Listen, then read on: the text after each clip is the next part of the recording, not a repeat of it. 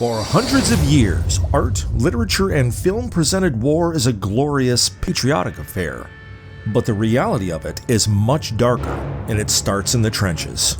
Keep watching to find out what it was like to be a soldier in the trenches during World War I.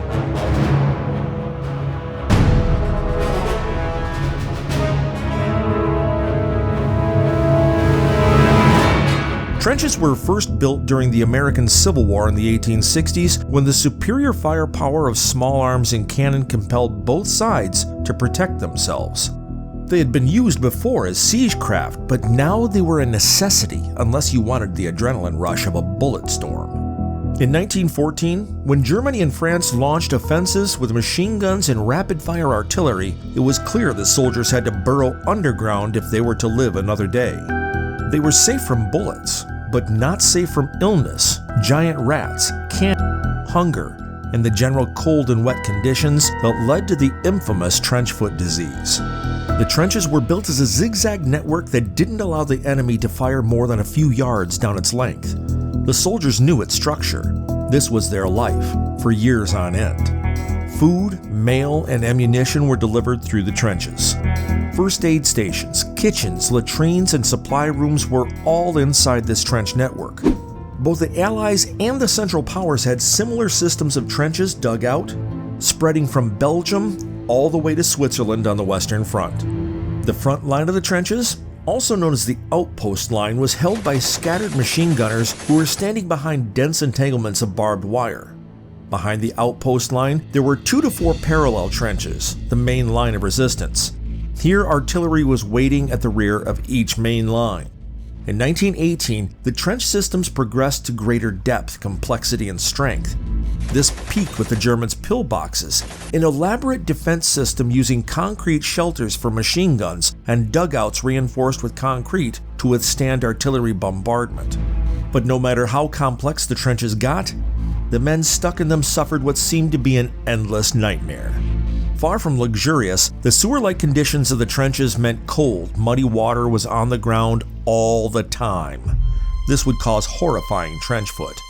First, there is an itch. Then your feet become numb and start to turn blue. Then they swell. Then a smell of decay comes along.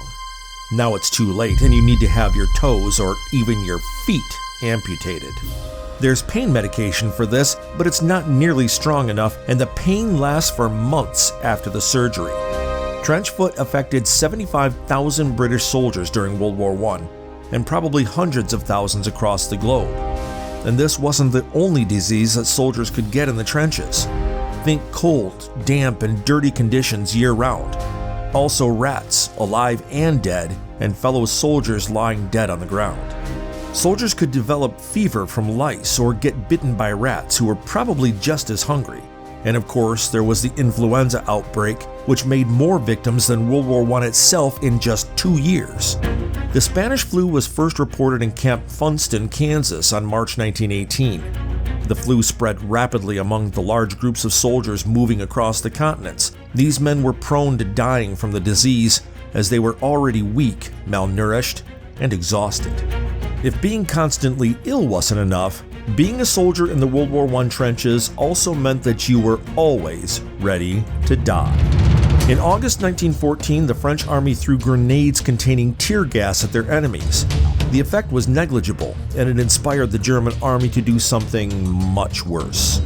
On April 22, 1915, the German army fired 150 tons of chlorine gas at the French army in Ypres, Belgium.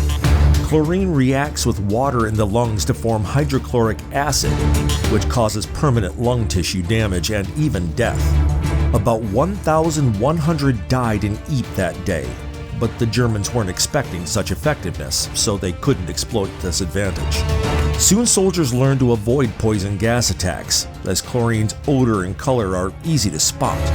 They also started wearing gas masks or water-soaked and, yes, urine-soaked rags over their noses and mouths. It wasn't just the fact that gas incapacitated people, it was the psychological effect of gas. And you can tell from Wilfred Owen's poem and from other testaments of survivors that gas operated a psychological and morale effect long after the physical effects had passed away. Indeed, Wilfred Owen gives a very grim image of the effect gas poisoning had on soldiers.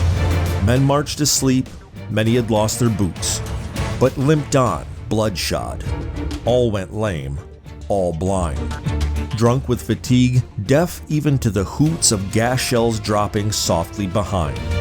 Indeed, life in the trenches as a World War I soldier was defined by psychological trauma. They would constantly witness the death of their friends and think of their own.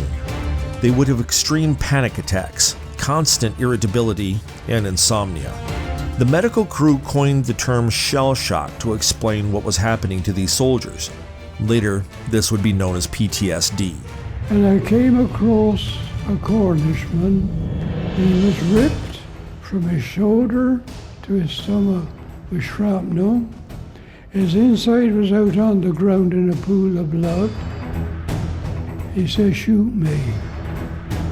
Before we could draw a revolver to shoot him, he was beyond all human aid. He died. In 30 seconds he died, and he just said one word, "Mother."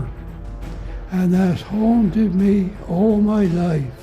Some shell-shocked soldiers refused to shoot or carry out their duties. They were for cowardice and desertion. Furthermore, they were for any sign of weakness, and the other soldiers would watch and become shell-shocked. It was a never-ending nightmare where, one way or another, you would get PTSD. In 1915, psychologist Charles Myers traveled to the French front to investigate the growing concern over shell shock. The term had been coined by soldiers, and medical teams everywhere were having trouble treating it. There was no physical cause to the tremors, panic attacks, and confusion. Among his first patients was a private who had been trapped in barbed wire in no man's land for days. Several shells had missed him, and he wasn't in a bad physical state, but he had gone partially blind. Over the next few months, Myers encountered loss of sensation or balance, impaired sight and hearing, persistent tremors, headaches, and fatigue. He wrote to The Lancet reporting that these symptoms were overt manifestations of repressed trauma. Tremor, for example, is the result of an unconscious effort to maintain disassociation from the traumatic event. The recommended solution would be to help the patient revive his memories through therapy. After just 6 months of fighting, 15% of the British Army alone was suffering from PTSD. Head shaking, hands shaking, body shaking. They were, in other words, they weren't themselves. They had to be nursed, taken to the toilets and all that sort of business. They weren't fit to be left on their own. Charles Myers worked hard to convince the British military to take shell shock seriously, but often this illness would be dismissed as cowardice or malingering. He didn't receive the funding and attention needed to help all soldiers suffering from shell shock. The extreme cases, however, were taken to Britain to be treated in hospitals. After World War I, Myers went on to set up the National Institute of Industrial Psychology. It was one big step towards helping men traumatized in battle and against the military belief that men should control their emotions. Captain Herbert Leyland's correspondence to his wife is a statement about how men struggled to stay sane during World War I. Mud, muck, misery, and melancholy, and a pitiless bombardment adds to the general discomfort. Death and glory, I suppose they call it. All my friends are gone, not a soul to go to, even for a chat. How I wish I could tell you some things. I dare not, of course. You would never get my letters. Life in the trenches wasn't kind to anyone. Even if you survived death, disease, and PTSD, food was scarce and fear was lingering in the air. Every soldier's food would be a tiny amount of boiled beef, bacon, vegetables, and bread. Many times the bread would arrive stale at the trenches, as it had been traveling for days. Soldiers learned to be inventive. They would mix the bread with potatoes and onions and would heat the mix in a sandbag. By 1916, flour supplies were so short that soldiers made bread out of ground turnips, served with pea soup and horse meat. Most men would stay drunk for as long as they had to fight, and they didn't have energy for much else. Even amidst all this, soldiers still found the time to have fun.